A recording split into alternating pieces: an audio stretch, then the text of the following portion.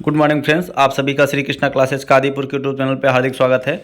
आज हम आप सबके बीच में 24 अक्टूबर 2024 के करंट के प्रश्नों को लेकर उपस्थित हुआ हूँ। पूरा वीडियो ध्यान से देखिए। यदि वीडियो पसंद आए तो लाइक और शेयर करिए। चलिए शुरू करते हैं आज के दिन के कोटेशन के साथ। तनाव से केवल समस्याएं ही जन्म लेती हैं, समाधान खोजने के लिए तो मुस्कुराना ही पड़ेगा। ठीक है, तो अगर आपको किसी समस्या का समाधान करना है तो आप इसको हैप्पी होकर के मुस्कुरा करके आप समाधान कर सकते हैं। तनाव लेने से समस्याएं और बढ़ जाती हैं। ठीक है, तो हमको तनाव नहीं लेना है। तनाव युक्त जीवन जो होता है बीमारियों का कारण बन जाता है और हमारे शरीर में बहुत सारे विकार उत्पन्न होना शुरू हो जाते हैं। इसलिए हमको खुश रह करके जीवन में आगे बढ़ना है। ईश्वर ने जो कुछ भी हमको दिया है उसमें हमको खुश रहना चाहिए और हमको आगे बढ़ते रहना चाहिए। चलिए शुरू करते हैं आज के दिन का पहला प्रश्न। हाल ही में विश्व मोल दिवस कब मनाया गया? तो इसका जवाब हो जाएगा 23 अक्टूबर को।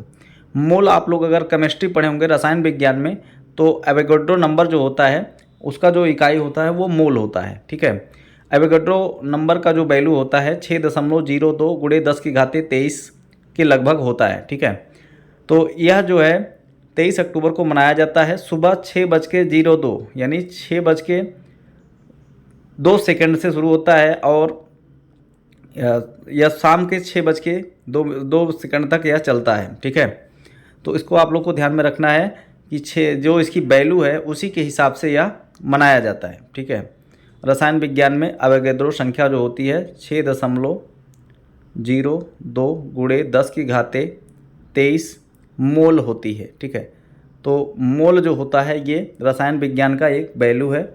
इसी के उपलक्ष्य में 23 अक्टूबर को मनाया जाता है। एवोगैड्रो संख्या के सम्मान में यह मनाया जाता है। आइए रिवाइज करते हैं अक्टूबर माह के प्रमुख दिवस को।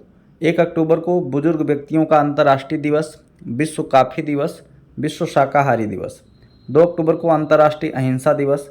3 अक्टूबर को जर्मन एकता दिवस। 4 अक्टूबर को विश्व पशु दिवस। 5 अक्टूबर को विश्व शिक्षक दिवस। 6 अक्टूबर को विश्व सेरेब्रम पॉलिसी दिवस। 7 अक्टूबर को विश्व कपास दिवस। 8 अक्टूबर को भारतीय वायुसेना का स्थापना दिवस। 9 अक्टूबर को विश्व डाक दिवस। 10 अक्टूबर को विश्व मानसिक स्वास्थ्य दिवस। 11 अक्टूबर को अंतर्राष्ट्रीय बालिका दिवस। 12 अक्टूबर को विश्व गठिया दिवस। अगला है 13 अक्टूबर को अंतर्राष्ट्रीय आपदा जोखिम न्यूनीकरण दिवस। 14 अक्टूबर को विश्व मानक दिवस। 15 अक्टूबर को विश्व छात्र दिवस और अंतर्राष्ट्रीय ग्रामीण महिला दिवस। 16 अक्टूबर को विश्व खाद्य दिवस, एनएसजी का स्थापना दिवस। 17 अक्टूबर को अंतर्राष्ट्रीय अभिदम्म दिवस और 20 अक्टूबर को विश्व सांख्यिकी दिवस। 21 अक्टूबर को विश्व आयोडीन अल्पता दिवस और पुलिस स्मृति दिवस मनाया गया। ये प्रमुख दिवस आपको रिवाइज करते रहना है। आपको डेली अपनी कॉपी में लिखना है। अगर लिखने की आदत आप डाल देंगे तो जीएस जो है आपको याद करने में कठिनाई नहीं होगी। नहीं तो क्या होता है कि यह कुछ दिन बाद जो है मस्तिष्क से गायब हो जाता है, उड़ जाता है। ठीक है, तो आप लोग लिखने की आदत डालिए। डेली कॉपी कलम लेकर के करंट अफेयर को लिखा करिए। आइए देखते हैं अगला प्रश्न। हाल ही में किस देश ने ब्रिक्स अनाज विनिमय प्रस्ताव की रूपरेखा प्रस्तुत की? तो अभी आपको पता है रूस में कजान शहर में ब्रिक्स का सम्मेलन आयोजित किया गया है। इसमें अभी रूस ने प्रस्तुत किया है अनाज विनिमय प्रस्ताव। तो रूस ने अनाज विनिमय प्रस्ताव प्रस्तुत किया है। वर्तमान में ब्रिक्स कंट्रियों की संख्या हो गई है 10 यानी 10। रूस की बात करें तो रूस की जो है, रूस एशिया और यूरोप दोनों में स्थित है। रूस जो इसकी राजधानी है ये यूरोप में स्थित है, मॉस्को। ठीक है, यहाँ पर। बाकी इसका जो अधिकतर विस्तार है वो एशिया में है। तो रूस की राजधानी हो गई मॉस्को, यहाँ के मुद्रा हो गई रूबल, यहाँ के राष्ट्रपति हैं व्लादिमीर पुतिन, प्रधानमंत्री हैं मिखाइल मिशुस्तिनी। अभी प्रधानमंत्री मोदी जी को सर्वोच्च सम्मान मिला था रूस का, the order of Saint Andrew the apostle, जिसको प्रदान किया गया था मोदी जी को। रूस के उपग्रह के टूटने से अंतर्राष्ट्रीय स्पेस स्टेशन में अंतरिक्ष यात्रियों को खतरा बढ़ गया है। रूस भारत का शीर्ष तेल आपूर्तिकर्ता बना है। रूस तालिबान को आतंकवादी सूची से हटाने का निर्णय लिया है। रूस के राष्ट्रपति 24 साल बाद अभी उत्तर कोरिया किम जोंग से मिलने पहुंचे थे। ठीक है, इसको आप लोग को ध्यान में रखना है। आइए देखते, क्षेत्रफल की दृष्टि से रूस सबसे बड़ा, दुनिया का सबसे बड़ा देश है रूस। ठीक है, तो भारत किस नंबर पर है आप लोगों को क्षेत्रफल की दृष्टि से आपको बताना है कमेंट बॉक्स में। और बात किया जाए बैकाल झील तो ये स्थित है यहाँ पर रूस में। ठीक है, जो दुनिया की सबसे गहरी झील है। आइए देखते हैं अगला प्रश्न, हाल ही में IPU इंटरनेशनल पार्लियामेंट यूनियन का 181वां सदस्य देश कौन सा बना है? तो इसका जवाब हो जाएगा जमैका। इंटरनेशनल पार्लियामेंट यूनियन जो है इसका भी 181वां देश बन गया है जमैका, जो कि यह एक कह सकते हैं कि यह अटलांटिक महासागर में एक स्थित द्वीपीय देश है। इसकी राजधानी है किंगस्टन और यहाँ के मुद्रा है जमैकन डॉलर।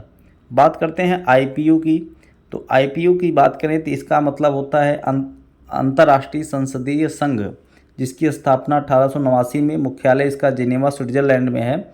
अभी इसकी 149वीं बैठक हुई थी जिनेवा में, जिसमें भारत की तरफ से ओम बिरला, जो कि भारत के लोकसभा अध्यक्ष है, इन्होंने भारत का नेतृत्व किया था। इसको आप लोग को ध्यान में रखना है। अगला प्रश्न देखिए, और एक चीज़ और जानते रहिए कि अगर आपको जिनेवा में जितने भी संगठन का हेडक्वार्टर है पता है तो आप कमेंट बॉक्स में छाप दीजिए। जितने भी संगठन का हेडक्वार्टर है मैं आपको हाईलाइट कर दूंगा और आप समझ जाइएगा, जिसका उत्तर सही होगा वह समझ जाएगा। हाल ही में IMF ने चालू वित्त वर्ष में भारत की GDP वृद्धि दर कितने प्रतिशत रहने का अनुमान लगाया है? तो 7% रहने का अनुमान लगाया है IMF ने, इंटरनेशनल मॉनेटरी फंड इसका फुल फॉर्म होता है। इसकी स्थापना 27 दिसंबर 1945 को, हेडक्वार्टर इसका वाशिंगटन DC में है और इसके वर्तमान में मैनेजिंग डायरेक्टर हैं क्रिस्टीना जॉर्जिया। ठीक है, क्रिस्टीना जॉर्जिया इसकी मैनेजिंग डायरेक्टर हैं और इसने भी अनुमान लगाया है कि भारत की GDP दर रहेगी 7%। अगला देखते हैं, हाल ही में संयुक्त राष्ट्र जैव विविधता सम्मेलन COP16 का कहाँ पर शुरू हुआ? इसका जवाब हो जाएगा कोलंबिया। ठीक है, कोलंबिया जो है एक साउथ अमेरिकन कंट्री है, जो कि यहाँ पर देखिए यहाँ पर पड़ता है साउथ अमेरिकन में, कैरेबियन सी के पास में। कोलंबिया की राजधानी होती है बोगोटा, यहाँ की मुद्रा है कोलंबियाई पेसो। और अभी जैव विविधता पर COP16 की बैठक यहाँ पर आयोजित की गई है। COP मतलब कॉन्फ्रेंस ऑफ पार्टीज। अगला देखते हैं, हाल ही में WHO ने किस देश को मलेरिया मुक्त घोषित कर दिया है? तो मिस्र को। तो मिस्र 5वां देश बन गया है जो मलेरिया से मुक्त हो गया है। अभी WHO ने ट्रैकोमा नामक बीमारी से मुक्त किया था भारत को। अभी WHO ने जो है जॉर्डन को मुक्त किया था, किससे? कुष्ठ रोग से। ठीक है, याद रखिएगा ऑप्शन से। तो ट्रैकोमा नामक बीमारी से भारत को मुक्त किया और जॉर्डन को मुक्त किया है, किससे? क्या नाम है कि आपको कुष्ठ रोग से बीमारी से मुक्त किया है। ठीक है, सूडान जो है दक्षिणी सूडान, ये यूनाइटेड नेशन का 194 नंबर का कंट्री बन गया है। मलेरिया जो है यह किस प्रोटोजोआ से फैलता है? तो प्लाज्मोडियम नामक प्रोटोजोआ से फैलने वाला ये बीमारी है। इसका वाहक जो होता है मादा एनाफ्लीज मच्छर होता है। मलेरिया के लिए स्वीकृत पहला टीका जो है मास्क्यूरिक्स है। ठीक है, इसको आप लोग को ध्यान में रखना है। आगे देखते हैं, हाल ही में एशियाई डेवलपमेंट बैंक ADB का 69 नंबर का सदस्य देश कौन सा बना है? तो ये इजराइल बन गया है। ठीक है, इजराइल ADB का 69वां सदस्य देश बन गया है। ADB की बात करते हैं तो इसका मतलब होता है एशियन डेवलपमेंट बैंक। इसकी स्थापना 19 दिसंबर 1966 को हुई थी। मुख्यालय इसका मनीला फिलीपींस में है। अध्यक्ष इसके हैं मसास्कू अस्कवा। इजराइल की बात करें तो इजराइल की राजधानी जेरूसलम, यहाँ की मुद्रा इजराइल शेकेल। राष्ट्रपति इसाक हर्जोग और प्रधानमंत्री बेंजामिन नेतन्याहू हैं। इसको आप लोगों को ध्यान में रखना है। अगला प्रश्न है, हाल ही में भारत और पाकिस्तान ने श्री करतारपुर साहिब गलियारा समझौते की अवधि कितने वर्ष बढ़ाने का सहमति जताई है? तो यहाँ पर 5 वर्ष। करतारपुर कॉरिडोर जो होता है ये पंजाब में, करतारपुर यहाँ पर पंजाब में एक जगह है गुरदासपुर ज़िले से यह पाकिस्तान में जो पंजाब है वहाँ के नारोवाल ज़िले तक ये जाता है। वहाँ पर सिख धर्म का पवित्र स्थान है श्री करतारपुर साहिब। ठीक है, वहाँ तक ये कॉरिडोर बना है और एक कह सकते हैं कि 4.1 किलोमीटर की एक ये सड़क है। 2019 में दोनों देशों ने समझौता करके इसको ओपन किया था सिखों के दर्शन के लिए। ठीक है, क्योंकि आपको पता है कि सिख धर्म के जो संस्थापक हैं गुरु नानक देव, उनका भी जन्म वहीं पर हुआ था पाकिस्तान में, तलवंडी नामक ग्राम में। तो इसको जो है 5 वर्षों के लिए स्वीकृति मिली थी। अभी 24 अक्टूबर को यह पूरा हो रहा है, तो इसको और बढ़ा करके 2029 तक कर दिया गया है। अब 5 वर्ष की अवधि इसमें और बढ़ा दी गई है। ठीक है, चलिए देखते हैं अगला प्रश्न। अगला प्रश्न है, हाल ही में HSBC बैंक की पहली महिला CEO कौन बनी? तो फैमकोर HSBC का मतलब होता है HSBC बैंक का मतलब यहाँ पर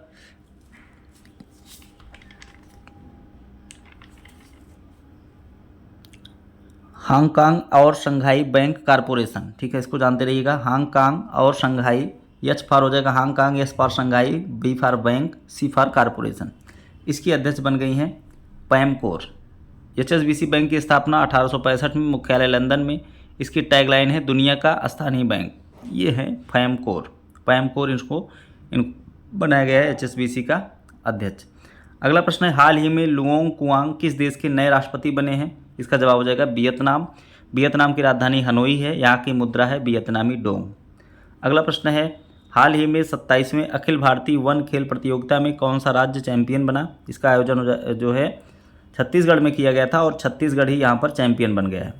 आयोजन छत्तीसगढ़ के रायपुर में किया गया था 16 से 20 अक्टूबर को, ठीक है। इस बार इसका 27वां संस्करण खेला गया, अखिल भारतीय वन खेल प्रतियोगिता। अगला देखते हैं।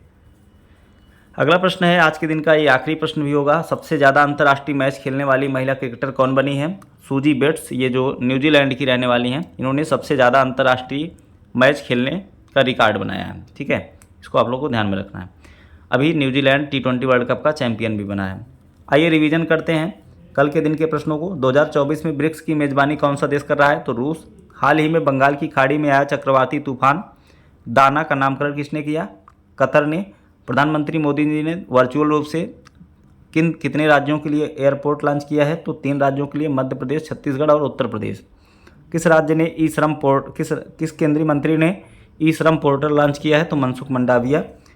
विश्व में सर्वश्रेष्ठ रैंक हासिल करने वाली पहली टेबल टेनिस खिलाड़ी, भारतीय टेबल टेनिस खिलाड़ी बनी है श्रीजा आकुला। हाल ही में 18वां प्रवासी भारतीय दिवस का आयोजन कहाँ किया जाएगा? तो भुवनेश्वर में किया जाएगा। वर्ल्ड स्टील एसोसिएशन का नया अध्यक्ष TB नरेंद्रन बने हैं। हाल ही में जारी आर्थिक स्वतंत्रता सूचकांक में भारत की रैंक है 84। हाल ही में ट्रैफिक नियमों का उल्लंघन करने के लिए और उसकी नज़र रखने के लिए सिटीजन सेंटिमेंटल ऐप किसने लॉन्च किया है? केरल ने। अगला है, हाल ही में स्वदेशी लोगों को भूमि का अधिकार प्रदान करने के लिए वसुंधरा 3.0 किसने लॉन्च किया? असम सरकार ने। प्रधानमंत्री मोदी जी ने कहाँ पर RJ शंकरा हॉस्पिटल का उद्घाटन किया है? तो आई हॉस्पिटल है, इसका उद्घाटन किया है मोदी जी ने वाराणसी में। तो ये रहे आज के प्रश्नों की श्रृंखला। अगर आपको वीडियो पसंद आया है तो लाइक करिए, ज़्यादा से ज़्यादा लोगों के पास शेयर करिए, और ताकि हमारा भी मनोबल बढ़ता रहे और हम और भी मेहनत से आपके साथ जुड़ पाएँ। मिलते हैं नेक्स्ट वीडियो में। धन्यवाद।